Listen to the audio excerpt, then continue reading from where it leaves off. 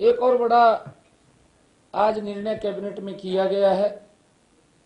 हमारे जो छोटे व्यापारी हैं, जो काफी लंबे समय से लिटिगेशन में थे, जीएसटी का कर, वैट या पिछले जो कर थे उसके अंदर लंबे समय से वो लिटिगेशन में थे और व्यापारियों को कोर्ट के चक्कर लगातार काटने पड़ रहे थे।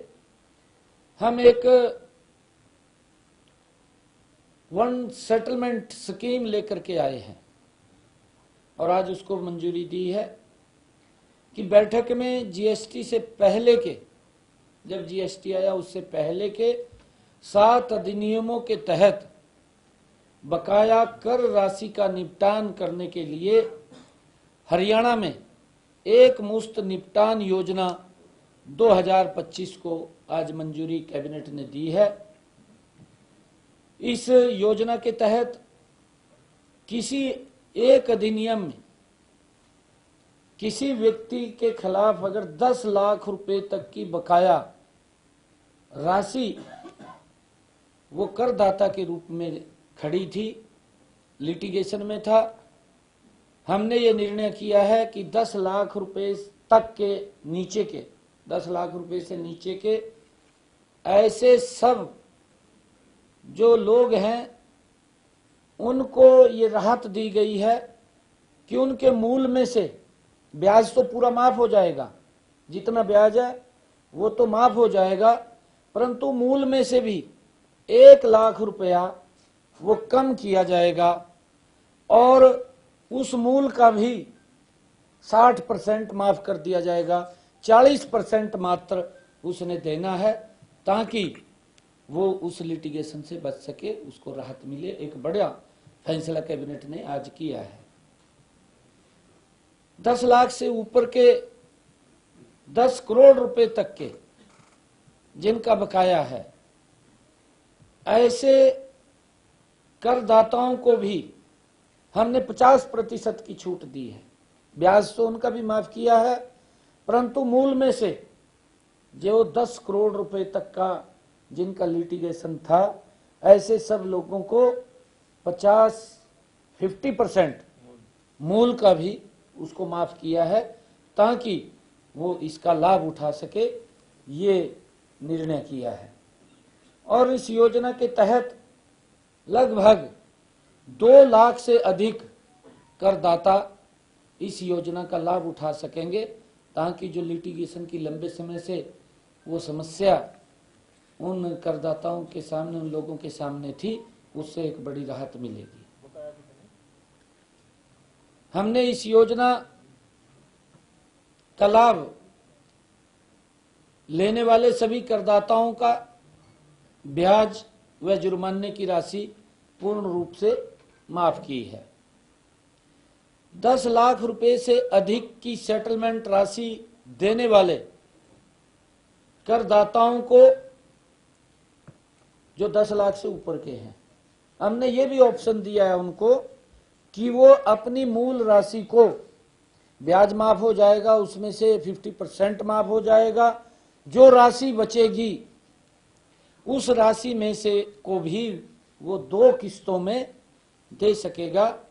ये निर्णय हमने किया है। जो आपने क्वेश्चन किया है, लगभग ये 2,500 करोड़ रुपए का, और उसके अंदर ये राहत बड़ी दी है ताकि वन सेटलमेंट स्कीम के तहत वो इसका लाभ उठा सकें। लोगों को बड़ी राहत इसके माध्यम से दी गई है। हमने ये भी निर्णय किया है कैबिनेट की बैठक के अंदर, हरियाणा को प्रदूषण मुक्त करने के लिए हरियाणा क्लीन एयर प्रोजेक्ट की डीपीआर को भी मंजूरी दी है। हम देखते हैं शहरों के अंदर भी और अन्य स्थानों के ऊपर भी, चाहे कहीं पर भी है, जो पोल्यूशन का एक विषय बार बार आता है, उठता है, उसको लेकर के हरियाणा को प्रदूषण मुक्त करना, उसके लिए हरियाणा क्लीन एयर प्रोजेक्ट की डीपीआर को मंजूरी दी गई है। लगभग 3,647 करोड़ रुपए के कुल इसको पर परियोजना पे खर्च होंगे, निवेश होगा। और वर्ल्ड बैंक से परियोजना के कार्यान्वयन करने के लिए 2,498 करोड़ रुपए का लोन भी लिया जाएगा। हरियाणा सरकार द्वारा 1,066 करोड़ रुपए का योगदान इस परियोजना के अंदर दिया जाएगा और अनुदान के रूप में 83 करोड़ रुपए आवंटित किए जाने का भी प्रावधान किया गया है। इस पहल का उद्देश्य राज्य में सतत विकास को बढ़ावा देना और वायु गुणवत्ता में सुधार लाना। इस योजना के तहत वर्ष 2030 तक हरियाणा को प्रदूषण मुक्त राज्य बनाने का लक्ष्य वो रखा गया है।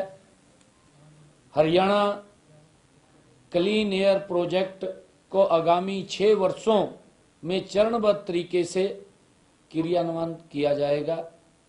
इसके तहत विभिन्न विभागों के सहयोग से हवा प्रबंधन के लिए क्षमता निर्माण, विभिन्न सेक्टरों में प्रदूषण से निपटान के उपाय और अन्य गतिविधियों को अपनाया जाएगा। और मुझे खुशी है बताते हुए कि अब की बार भी 26 जनवरी को कर्तव्य पथ पर गणतंत्रता दिवस के मौके पर हरियाणा की प्रदर्शनी झांकी प्रदर्शित होगी, वो की जाएगी। ये हमारे लिए गर्व की बात है। और जनसंपर्क एवं सूचना विभाग द्वारा झांकी की थीम वो समृद्ध हरियाणा विरासत और विकास है, वो तैयार किया गया है। ये हमारे लिए गर्व की बात है जो हरियाणा की सांस्कृतिक विरासत से लेकर आधुनिक हरियाणा की झलक का इस झांकी के जरिए कर्तव्य पथ पर वो प्रदर्शित होगी, दिखेगी। भगवान श्री कृष्ण के गीता के ज्ञान से लेकर आधुनिकता के साथ बढ़ता हरियाणा और हमारे खिलाड़ियों के साथ इस झांकी को गणतंत्र दिवस के मौके पर ये चलेगी। ये हमारे लिए बड़े गर्व की बात है। बहुत बहुत धन्यवाद। आपने बोली इसके अंदर कि 18 साल की जो आयु सीमा थी उसको खत्म कर दिया गया, यानी कि सीमा बीमारी है वो जन्मजात बहुत सारे उनमें होते हैं। पिता को है तो बच्चों को, तो क्या ये जन्म से ही बहुत सारे बच्चों का पता लग जाता है कि इनको बीमारी? नहीं, वो दरअसल 2009 मैंने बात करी है ना, 2009 में सरकार ने अमेंडमेंट किया और अमेंडमेंट किया सरकार ने, उसमें ये लिखा, ये पहले 18 साल के ऊपर मिलता था और उसमें ये भी लिखा, उसमें अमेंडमेंट किया कि अगर दिव्यांग की इनकम मिनिमम वेज से ज्यादा होगी तो इस योजना का लाभ नहीं ले पाएगा। आप समझे मेरी बात? 2009 में अमेंडमेंट आया, सरकार अमेंडमेंट किया इसके अंदर और ये बात कही कि ये जो दिव्यांगजन है और उसकी इनकम मिनिमम वेज से ज्यादा है तो उसको पेंशन का लाभ नहीं मिलेगा।